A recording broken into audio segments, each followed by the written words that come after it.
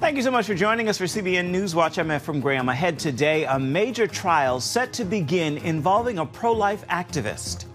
Police arrested Mark Houck in an FBI raid nearly a year after he got into a showdown outside a Planned Parenthood clinic in Philadelphia. So this is really going to be. I mean, it's a big case. It's what I say. This is the biggest criminal case in the pro-life movement in my memory. But the original case was dropped, and we'll hear why Houck's attorney says the Biden administration is trying to make an example out of him. As Donald Trump runs for the White House again, a major question he faces: how can he regain the support he's lost among many evangelical voters and leaders? Well, David, he has real work to do. Let's not kid ourselves. I'm sure that the team has a plan, but the work with the evangelicals and others that he may have taken for granted in 2020 is very real. Why a huge number of women have stopped going to church. After seeing some data about how many women were leaving church and showing that women were leaving church at a much faster rate than men in the past 10 years specifically,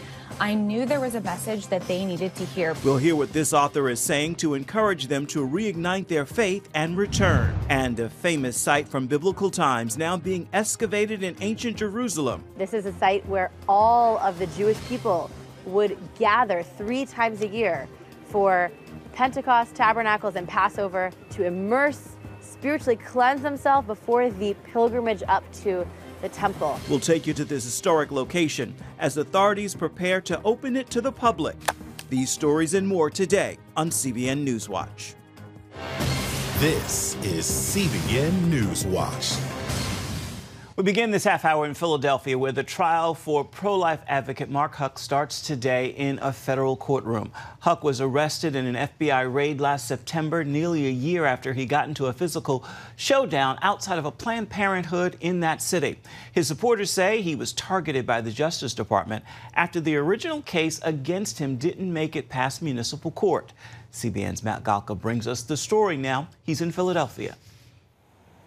Jury selection is set to begin today here in Philadelphia in a trial that Mark Houck's attorneys say could have major implications for pro-life supporters and for how they're allowed to try and keep advancing their message. Houck's case has drawn national attention given the circumstances of his arrest last September. In an early morning raid at his home, federal agents took Houck into custody nearly a year after he and Planned Parenthood volunteer Bruce Love got into a physical altercation outside of a Philadelphia abortion clinic. Houck's attorney, Peter Breen, says his client was targeted for his pro-life advocacy. Mr. Love had brought a private criminal complaint in the Philadelphia, the municipal courts. That case was thrown out because Mr. Love didn't show up for court twice. And so that is where the matter should have ended. But instead, the Biden administration wanted to make an example out of Mark Houck. Part of the Justice Department's indictment alleges Houck attempted to, quote, injure, intimidate, and interfere with the Planned Parenthood volunteer because they were providing reproductive services. The DOJ calls it a violation of the Freedom of Access to Clinic Entrances, or FACE Act. If convicted, Houck could receive a maximum 11 years in prison and a $350,000 fine. Houck, a Catholic sidewalk counselor, maintains he was protecting his son from a verbal assault from the volunteer. Look, if this is allowed to stand, it's an invitation to abortion escorts to be very aggressive, because who's the Biden DOJ going to believe? The abortion escort or the sidewalk counselor? And the federal government can take any case it wants. They can indict anybody they want. They can take any case they want to trial. And so if this is allowed to stand, it would create a horrible and dangerous precedent for sidewalk counseling across the country. Houck's defense argues the FACE Act was never meant to cover volunteer abortion escorts, only clinic patients and personnel. We've told the court that Mark is going to testify. So the defendant, he is going to take the stand. We intend to put him on the stand.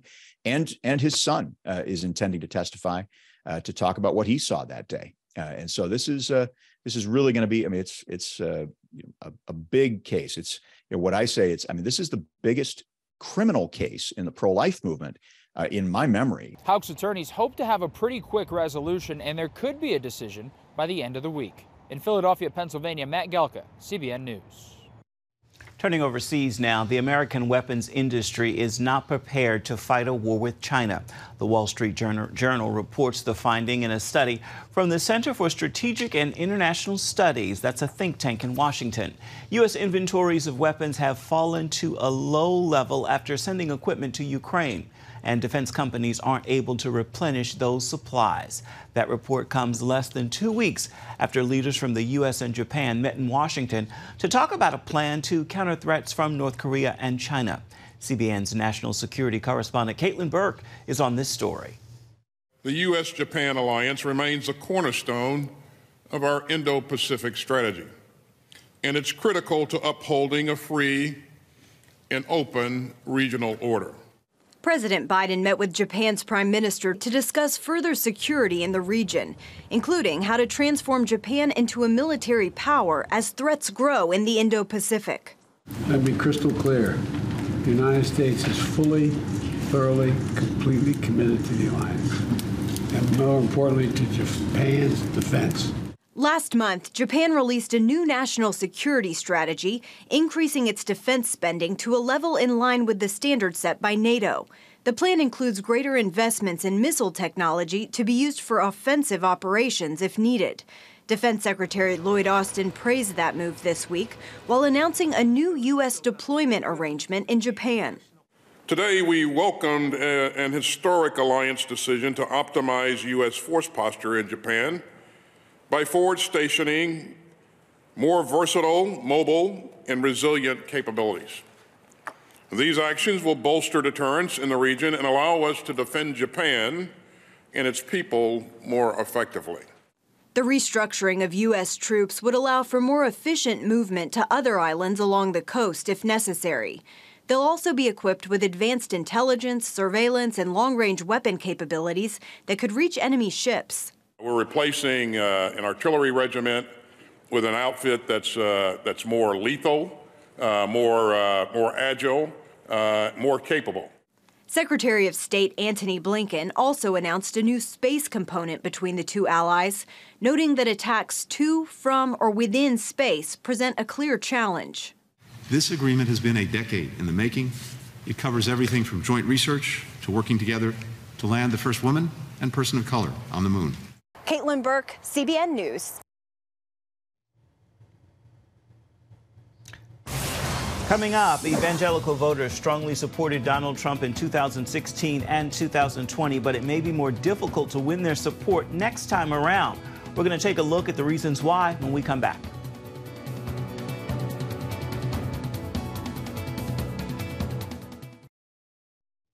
Evangelical support for former President Donald Trump's comeback campaign is not guaranteed. They're a key bloc of his former supporters, but many are hanging back. Evangelical voters turned out for President Trump in huge numbers in 2016 and 2020. But as CBN's chief political analyst David Brody explains, it might be harder for him to get them on board for 2024. I am tonight announcing my candidacy for President of the United States. While it's clear Donald Trump is all in for 2024, his MAGA hold on evangelicals may have lost some strength. A lot has happened since last time around. January 6th, the fallout with Mike Pence, the Mar-a-Lago classified documents, continued focus on the past election, and just overall drama. Corey Lewandowski is his former campaign manager. How much work does Donald Trump have to do with evangelicals? He's got the track record. I got it. I got the resume, most pro-life president in history. No one's going to argue with any of that. But this is a different time. Well, David, he has real work to do. Let's not kid ourselves. I'm sure that the team has a plan, but the work with the evangelicals and others that he may have taken for granted in 2020 is very real. As it stands, some of the prominent faithful who fervently backed Trump the last time are still in the pews, not yet willing to commit. No official support from the likes of Franklin Graham, Jack Graham, or Albert Mohler, all previous backers. Pastor Robert Jeffress, once a vocal Trump defender, says he'll wait until the primary season comes into focus. Dr. Mike Evans, who helped mobilize evangelicals for Trump, says the former president does not personify biblical values and, quote, does not have the support of the evangelicals that he did. Christian TV host James Robison has also been critical. this time around, saying, quote, if Mr. Trump can't stop his little petty issues, how does he expect people to stop major issues? Some of these people love the Trump policies, but they don't like the chaos that sometimes ensues around him. And I think they are waiting to see, is Ron DeSantis going to get in? Is Mike Pompeo going to get in? What is Mike Pence going to do? Are we going to see people like Chris Sununu or Kristi Noem get into the race for president as well? I think the field is still being developed. Meanwhile, liberal media outlets like Vanity Fair are taking advantage with headlines like, "We will get destroyed. Evangelicals are quietly ditching Donald Trump's 2024 bid." The overall message being that evangelicals will consider options like Ron DeSantis, Pence, and others if they get in. So what does Donald Trump think of all this? Well, it's something we discussed during a phone interview earlier last week. What is your message to them? Well, I don't really care. Look, that's a sign of disloyalty. There's great disloyalty in the world of politics, and that's a sign of disloyalty because nobody has ever done more for right to life than Donald Trump. A public sign of trouble came after a social media post by Trump regarding the midterm election results. He wrote, quote, "It was the abortion issue, poorly handled by many Republicans, especially those that firmly insisted on no exceptions, even in the case of rape, incest, or life of the mother, that lost large numbers of voters." Leaders of pro-life organizations like the Susan B. Anthony list didn't like those comments, saying, quote, "The approach to winning on abortion in federal races proven for a decade is this: state clearly the ambitious consensus pro-life position and contrast that with the extreme view of Democrat opponents. We will look forward to hearing that position fully articulated by Mr. Trump and all presidential candidates." I want people to do what they have to do and, keep their beliefs. But I think without exception, Ronald Reagan and myself and others, many others, probably most others, believed in the exception because, if you don't have it, I think it's very, very hard, frankly, to get elected. Despite that misstep, Trump is still considered the most pro-life president in American history. And evangelicals won't forget other accomplishments, like 3 Supreme Court justices, religious freedom victories, moving the U.S. Embassy to Jerusalem, and many others. Some 2024 faith support is already building. The group, Pastors for Trump, led by Oklahoma pastor Jackson Lawmeyer, has chapters in each state. When President Trump made his announcement that he was going to run and seek the nomination for the President of the United States on the Republican side, there was a lot of pastors and faith leaders that were very silent. I just began thinking, hey, we need to rally pastors behind President Trump because we recognize that in our lifetime, there's not been a more pro-Christian president than Donald Trump. Even though that may be the case, there is still a lot of work to do. We have not seen the type of outreach from his team that would historically have been conducted by now in a presidential campaign. So my advice is do not take them for granted. They need to be cared and fed and talked to and listened to. And don't rely on what you did as the president, because these people want to see continuation of those policies without some of the chaos that surrounds the campaign. And in the midst of any type of chaos, what's needed most is prayer. It was fervent last time around for Trump. And no matter whether evangelicals vote for him this time, prayer for the upcoming election is definitely in order. David Brody, CBN News, Washington. Still ahead, millions of women have left the church over the last 10 years. We're going to hear from an author who explains why and how she's encouraging them to come back. The story's coming up right after this. 1/3 of women actually stopped attending religious services. That was the finding from a recent study that examined the impact of COVID-19 lockdowns on the church attendance in America. And according to a freelance journalist and author, Ericka Andersen, millions of women have left the church in the last decade. In her book, Reason to Return, Why Women Need the Church and the Church Needs Women, Ericka explores why women have walked away from the church. She also encourages them to reignite their faith and return. She joined this week's Prayer Link program on the CBN News Channel with more. First of all, you've had your own journey with church. Tell us a bit about your story and the motivation for writing this book. Yeah, definitely. So I grew up in the church, but like so many people who have experienced church in their lifetime, I have my own pain, my own, church hurt, so to speak. But I have, come to realize how important church is to myself and to society. But I wanted to speak to the women who really aren't in that position that I'm in right now. And after seeing some data about how many women were leaving church and showing that women were leaving church at a much faster rate than men in the past 10 years specifically, I knew there was a message that they needed to hear, because so many of those women, they're not turning away from God, but they do need an invitation back to faith community in a way that speaks to them and will encourage them to step back in. And Ericka, you say that some 16 million women have left the church in the last 10 years. Who are these women? What are their ages? And what are some of the reasons that they walked away? Yeah. So, the age span kind of spans, 20s to 50s. It just depends on what stage of life. But the reasons that they've left, it was actually surprising to me to discover that really one of the number one reasons is overwhelm, stress, busyness, which you might, immediately conclude like, oh, maybe it's deconstruction or maybe it's people, deconverting. But the truth is that most women that are leaving the church, they are not deconverting. They are not deconstructing. They still value their relationship with God. They'd like to have a faith community that they feel comfortable in, but they have lost the guidance. They haven't found the community that works for them. And so with busy families and busy lives, they've just walked away. And I think so many of them are looking for a little bit of guidance, a friend to walk with them and tell them, here's what you can do. And here's why the church matters, which so many people are not really even aware of.